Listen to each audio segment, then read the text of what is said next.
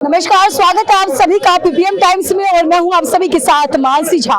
जिस दिन का था बेसब्री से इंतजार, लोगों के मन में था एक सवाल कि आखिर दिल्ली का कौन होने वाला है सीएम। जी हां, आज उसका ऐलान हो चुका है। आज दिल्ली की जनता को सीएम का चेहरा मिल गया है, लेकिन किसी ने उम्मीद नहीं करी थी कि 27 साल बाद बीजेपी की दिल्ली में वापसी हुई है और वो भी वापसी इस तरीके से होगी, दिल्ली की जनता को महिला सीएम का चेहरा मिलेगा। किसी को उम्मीद नहीं थी। जी हाँ, मैं बात कर रही हूँ रेखा गुप्ता के बारे में। दिल्ली की सीएम जो है रेखा गुप्ता है। लोगों के अंदर जश्न का माहौल है। मैं इस वक्त बीजेपी कार्यालय पर मौजूद हूँ, तो मेरे साथ एक सर है, इनसे बात करेंगे कि क्या कुछ माहौल है बीजेपी कार्यालय का और जो सीएम बनी है रेखा गुप्ता जी, क्या कुछ कहना है इनके बारे में। सर, सबसे पहले मैं आपका परिचय जानना चाहूँगा। मेरा नाम विशाल अरोड़ा है, मैं पृथ्वीविहार मंडल में महामंत्री हूँ जी। बहुत खुशी की बात है।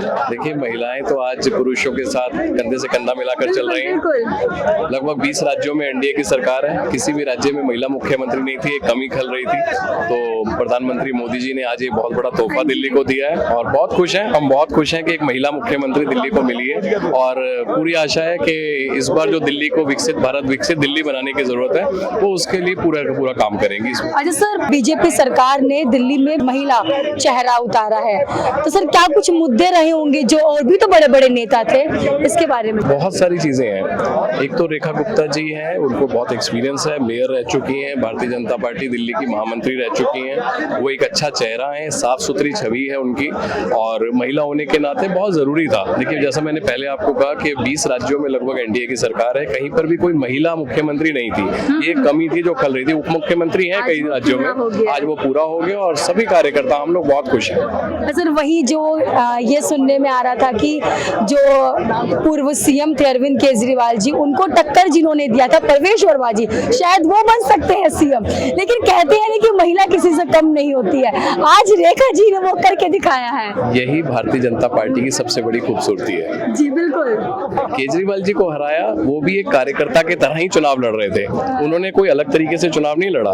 जब वो चुनाव लड़ रहे थे, पूरे चुनाव में उनका एक ही, परवेश जी भी यही कह रहे थे कि मैं कार्यकर्ता हूँ, मैं कार्यकर्ता की तरह, भाजपा कार्यकर्ता की तरह चुनाव जीत रहा हूँ। जीतने के बाद भी देखिए, मीडिया में और लोगों में तरह तरह की जरूर बातें चल रही थी कि परवेश जी होंगे या कोई और चेहरा होगा, लेकिन परवेश जी ने खुद कभी नहीं कहा। उन्होंने कहा जो भी जिम्मेदारी मुझे दी जाएगी वो मैं सहृदय उसको एक्सेप्ट करूंगा और उसको पूरा करूंगा। और आज वो, अब देखिए, उप मुख्यमंत्री भी एक अच्छी पावरफुल पोस्ट है और उप मुख्यमंत्री के तौर पर जहां पर भी उनकी मदद की दिल्ली को जरूरत पड़ेगी, देखिए दिल्ली ने विकसित दिल्ली बनना ही बनना है और ऑलरेडी इसके लिए काम शुरू हो चुका है। आप देख रहे हैं ना, ये सोच सकते थे कि अभी सरकार नहीं बनी, यमुना में नदी सफाई का काम शुरू हो गया और अलग अलग क्षेत्रों में अगर आप विधायकों को भी देखें, विधायकों को क्लियर निर्देश दिया गया कि जैसे ही वो चुनाव जीते, वो अपने अपने क्षेत्रों पर घरों में नहीं बैठे, स्वागत कराने के लिए घरों में नहीं बैठे, वो ऑलरेडी सड़कों पर उतरकर लोगों के हितों के लिए कार्य कर रहे हैं।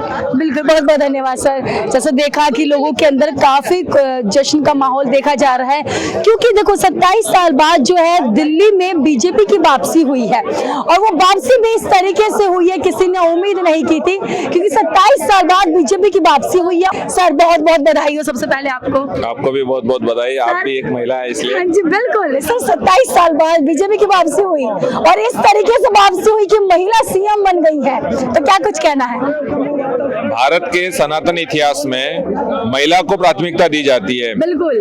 राधा, कृष्ण, सीता और राम, उसी प्रकार से दिल्ली में रेखा गुप्ता दिल्ली। बहुत बहुत बधाई है दिल्ली वासियों को और हमें विश्वास है संगठन की मजबूत कार्यकर्ता है, जमीन से जुड़ी हुई कार्यकर्ता है, 3 बार पार्षद रही है, महापौर का चुनाव भी लड़ी है और अभी विधायक बनी है, अब मुख्यमंत्री बनी है। तो निश्चित रूप से वो दिल्ली की जनता का जितना दुख दर्द है, जितना वो समझ सकती है, उससे अच्छा कोई और समझे और वो उस दुख दर्द का समाधान करेगी निश्चित रूप से। और बहुत बहुत बधाई दिल्ली वालों को, धन्यवाद।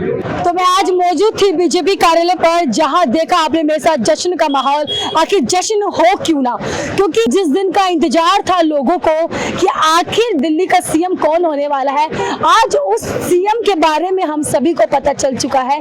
रेखा गुप्ता यहाँ की सीएम बन चुकी है दिल्ली की। जी हाँ, लोगों के अंदर जश्न है। हमने काफी कार्यकर्ताओं से बात करी जिन्होंने उन्होंने कहा कि काफी कुछ बदलाव होगा, जो समस्या है दिल्ली में वो सारी समस्याओं से लोगों को छुटकारा मिलेगा।